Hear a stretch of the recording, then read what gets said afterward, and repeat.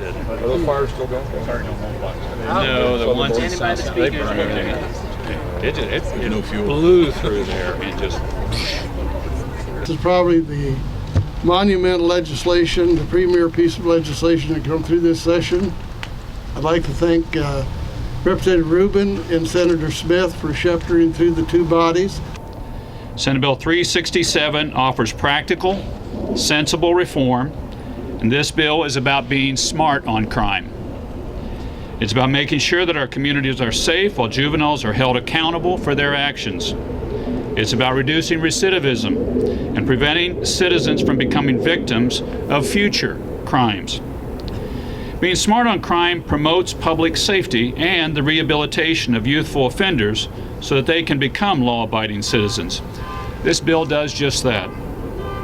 The legislation aligns our juvenile justice system with what the research shows works best to reduce victimization, keep families strong, and guide youth towards a better path.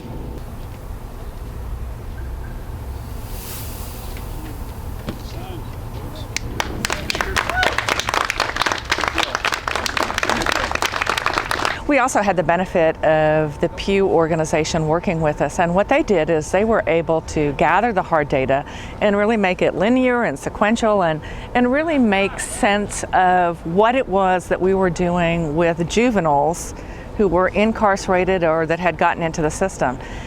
And one of the things we found is that we have juveniles that have committed crimes, non-person, non-violent crimes, and they were being incarcerated for much longer or kept away from in out-of-home placement for longer than in other states in the United States. And what I think we're going to realize with this new legislation that just got signed into law is that juveniles are going to get the help that they need. They're going to get the help within their communities. And so law enforcement, as well as the corrections folks, as well as the court system, are going to be working together. One of the amendments that I introduced had to do with juveniles and that whole court process. This amendment means that now juveniles in Kansas do get a pretrial hearing, and they also have the right to a speedy trial. Up until today's signing, we didn't have that for our juveniles. The other thing that I thought was really important is we needed to come up with a funding mechanism. Now prior, we used to have a lot of out-of-home placement for kids, which was very expensive.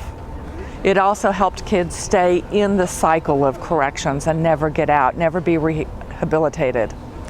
And so what I did is came up with an amendment whereby up to $8 million of savings each year will go into a fund that can't be swept by the legislature, can't be swept by our executive branch. That money is going to be used to develop and to implement new programs in communities that right now don't have that in Kansas.